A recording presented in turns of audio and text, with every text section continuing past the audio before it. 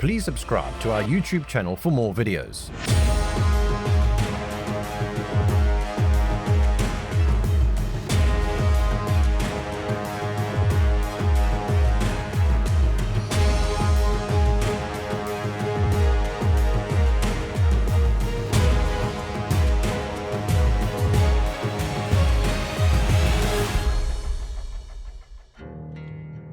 Good morning and welcome to another episode of the West Coast of South Africa. This morning we've just left Lambert's Bay and we're on the gravel road towards Vredendal and Lutzville, which will be our final fuel stop, and then the really adventurous sand track driving actually starts where we encounter the first West Coast 4x4 trail, which starts just outside Lutzville and it's pretty much 162 kilometers of sand and gravel all the way up to Groenrivier, and then we're overnightting at Groenriviersmond Accommodation.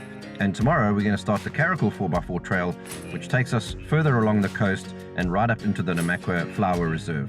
Just another thing to add is that there's very little fuel on the west coast. So if you've got long range tanks, it's okay. But for jimneys like us on a Gen 3, we've only got 35 liters. So I've got an extra 15 on the roof, and that we will be filling up in Lutzville because there's no fuel until Koekanaap or Koekanaap or Kleinseer. Those are the only three places you can get fuel. But it's about 276 kilometers to Koekanaap for us, and we can do that on one tank, and we've got the 15-liter reserve as well. So it's always important to fill up when you're doing these West Coast trails, either on the N7 at Harris or in Lutzville, because you're not going to find anything else on the coast until you get to Koekanaap or Kleinseer.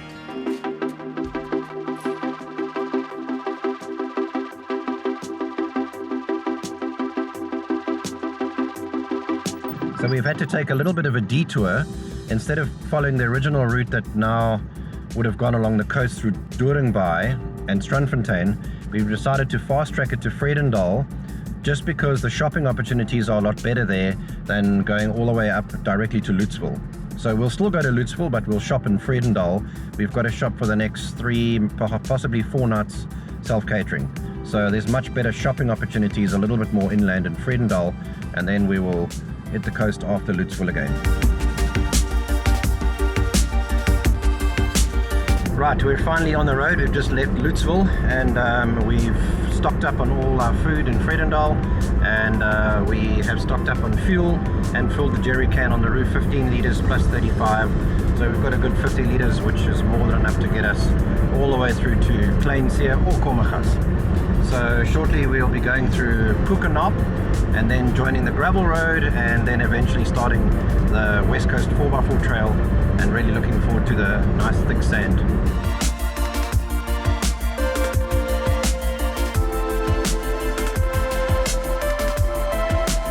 I'm going to take the pressures down just a little bit. We've been riding with them at about 1.2. The tire pressures are warm now, so I'll take them down to 1 bar on the back, and probably on the front as well, because from 0.9 then that alarm starts squealing. But if we encounter any really thick sand, then I will take them right down, and we'll just have to ignore the tire pressure sensor.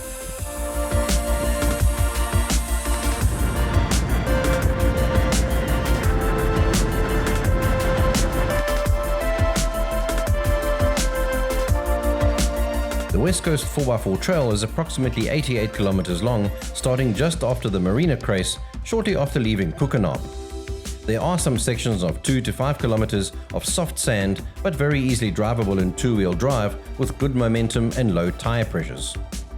It's not advisable to try to do this route in an all-wheel drive type SUV, especially with low clearance, as the middle hump can sometimes be up to 1 foot high in the very soft sections. There is also no cell phone signal for most of this route.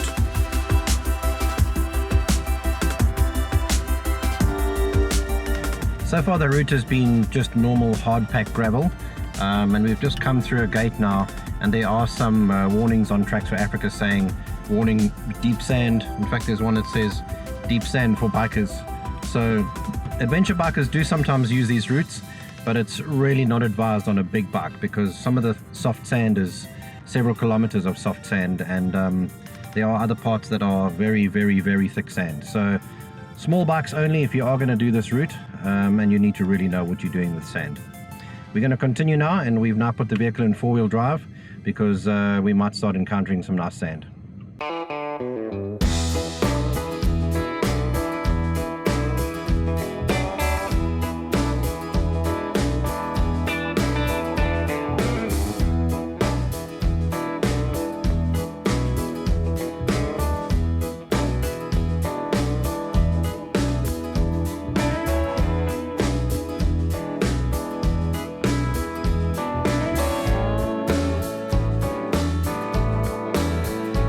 So this is finally some of the nice thick sand that we've been waiting for, and really nice and soft with a big middle manaki, so it kind of just keeps the vehicle in the tracks. You just got to keep the revs up at about 3,000 and just cruise through.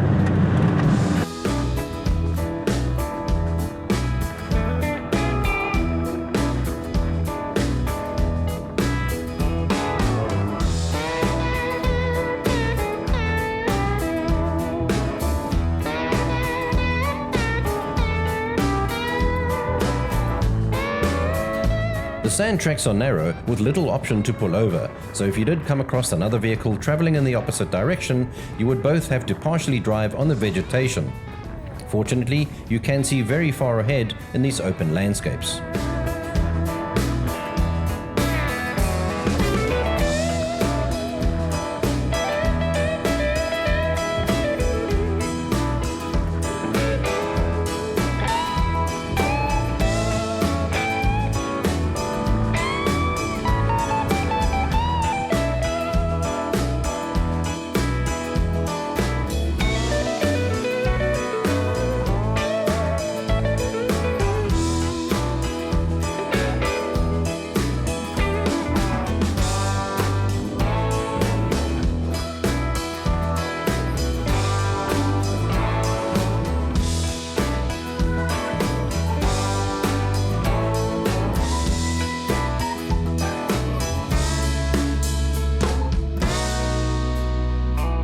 The West Coast 4x4 trail ends at Groenriviermond Lighthouse, which is the entrance gate to the Namaqua National Park.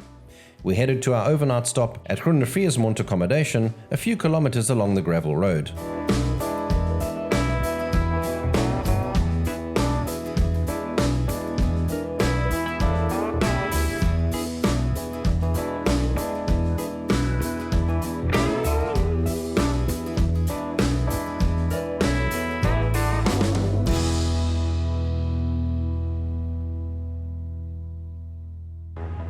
In the next episode, we enter the Namaqua National Park and drive the incredible Karakul 4x4 trail.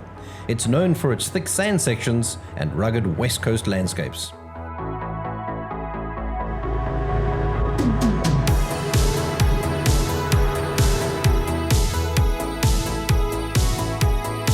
Our journey takes us through the park to our overnight stop at Subatsfontein in the section of the Namaqua National Park known as the Skilpad Wildflower Reserve.